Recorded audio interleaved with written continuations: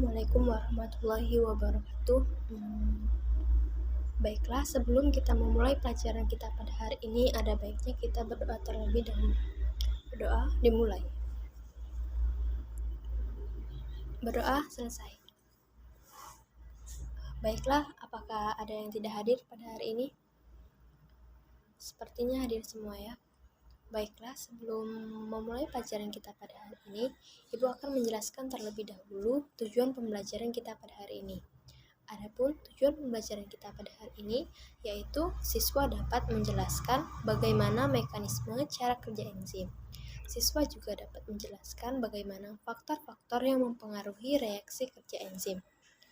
Dan minggu lalu kita telah membahas beberapa materi mengenai enzim, mulai dari pengertian enzim, sifat-sifat, dan komponennya.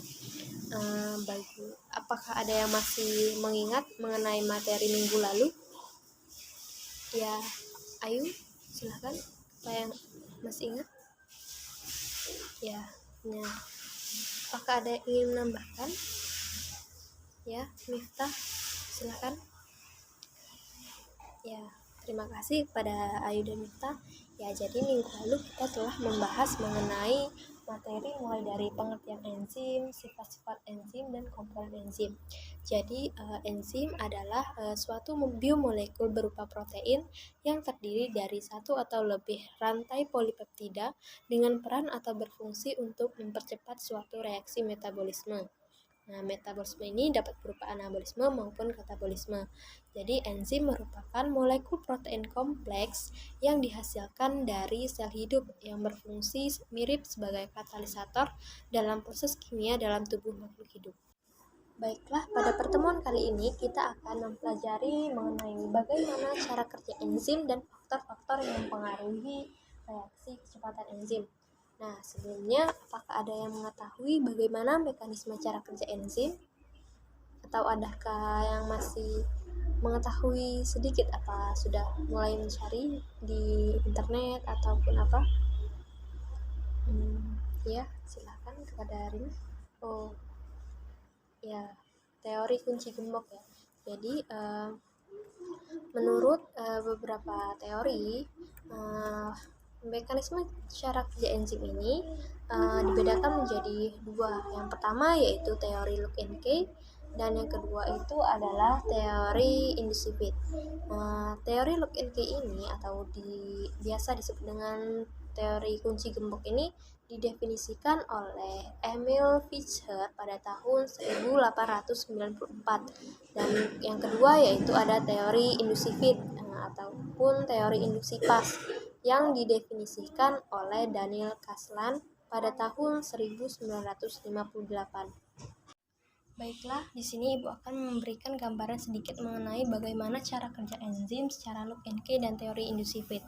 Yang pertama yaitu mekanisme kerja enzim secara Lock and Key atau kunci gembok.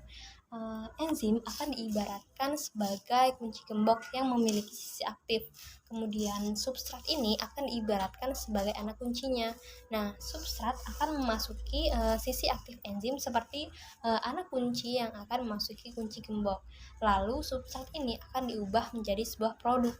Nah, produk yang dihasilkan dari enzim ini kemudian akan dilepaskan, dan sisi aktif enzim akan memproduksi substrat yang baru, dan dalam proses ini enzim tidak akan dipengaruhi. Berdasarkan teori inducible, suatu enzim ini akan melakukan penyesuaian bentuk untuk berikatan dengan substrat agar meningkatkan kecocokan dengan substrat dan membuat suatu ikatan enzim substrat lebih reaktif. Molekul enzim mempunyai sisi aktif tempat melekatnya suatu substrat dan terbentuklah suatu molekul kompleks enzim substrat. Pengikatan substrat tersebut menginduksi penyesuaian pada enzim yang meningkatkan kecocokan dan mendorong sebuah molekul kompleks enzim substrat berada dalam keadaan yang lebih reaktif. Molekul enzim ini kembali ke bentuk semula setelah produk dihasilkan. Enzim berfungsi sebagai biokatalisator dalam suatu reaksi kimia proses metabolisme. Adapun mekanisme dari kerja enzim diantaranya yaitu enzim bersifat spesifik yang dapat mengenali jenis substrat dan dapat berikatan dengan enzim. Enzim akan menyeleksi substratnya dengan kecocokan titik ikatan yang dimiliki substrat pada sisi aktif yang dimiliki oleh enzim. Aktivitas kerja enzim mempercepat suatu reaksi ikut bereaksi adalah berikatan dengan substrat terlebih dahulu. Enzim membentuk kompleks enzim, substrat, dan kemudian enzim akan mengubah substrat menjadi sebuah produk. Setelah mengubah substrat menjadi sebuah produk, enzim akan kembali ke bentuk semula dan mengubah substrat yang lain dalam reaksi yang sama. Baiklah, apakah bisa dipahami mengenai mekanisme cara kerja enzim? Apabila kurang paham, boleh ditanyakan. Sepertinya sudah paham ya. Baiklah, untuk materi selanjutnya kita akan membahas mengenai bagaimana faktor-faktor yang mempengaruhi kerja enzim. Baiklah, apakah ada yang mengetahui bagaimana mekanisme faktor-faktor yang mempengaruhi cara kerja enzim? Ya, Rina, silakan. Ya, suhu. Selain suhu, apakah ada lagi yang tahu? Ya. Baiklah, Ibu akan menjelaskan mengenai faktor-faktor yang mempengaruhi kerja enzim. Tadi ada yang bilang bahwa faktor-faktor yang mempengaruhi kerja enzim diantaranya yaitu suhu. Ya, benar. Jadi suhu merupakan faktor yang mempengaruhi kerja enzim.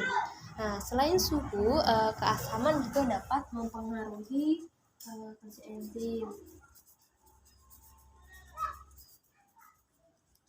Kemudian ada juga inhibitor dan juga konsentrasi substrat yang dapat mempengaruhi faktor kerja enzim. Juga adalah inhibitor dan yang keempat adalah konsentrasi substrat.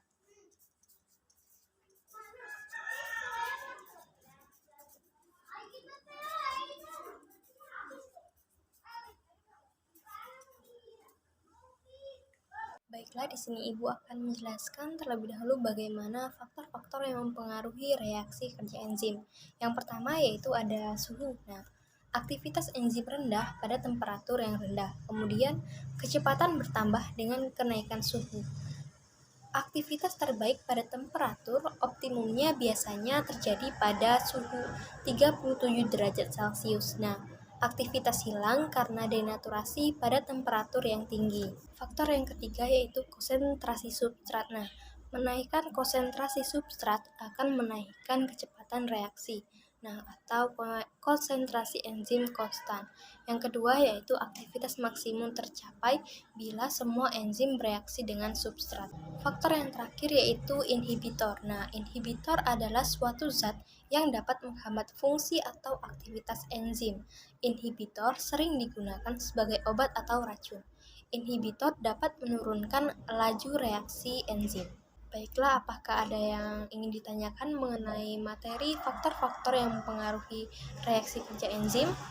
Apabila ada yang kurang paham, silahkan ditanyakan.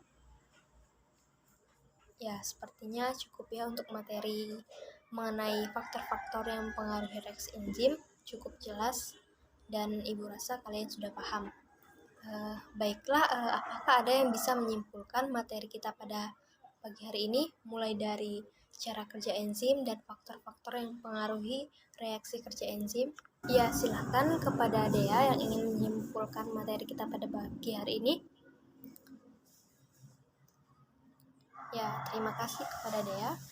Jadi, kesimpulan pelajaran kita pada pagi hari ini yaitu cara kerja enzim ini dapat dibedakan menjadi dua.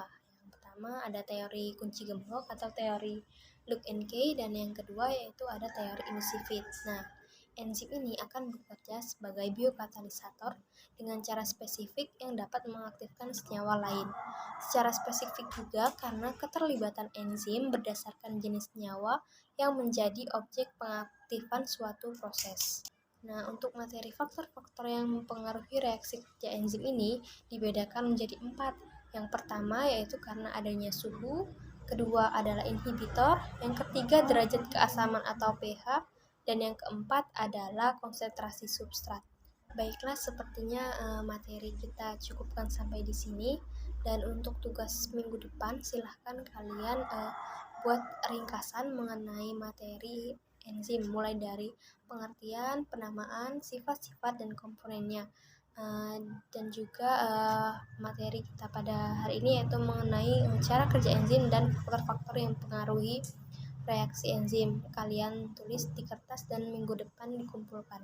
Baiklah, sepertinya waktu jam pelajaran kita telah selesai. Untuk mengakhiri pelajaran kita pada pagi hari ini, ada baiknya kita berdoa terlebih dahulu. Berdoa dimulai. Berdoa selesai. Baiklah, sekian materi dari Ibu. Semoga dapat bermanfaat. Terima kasih. Ibu akhiri. Wassalamualaikum warahmatullahi wabarakatuh.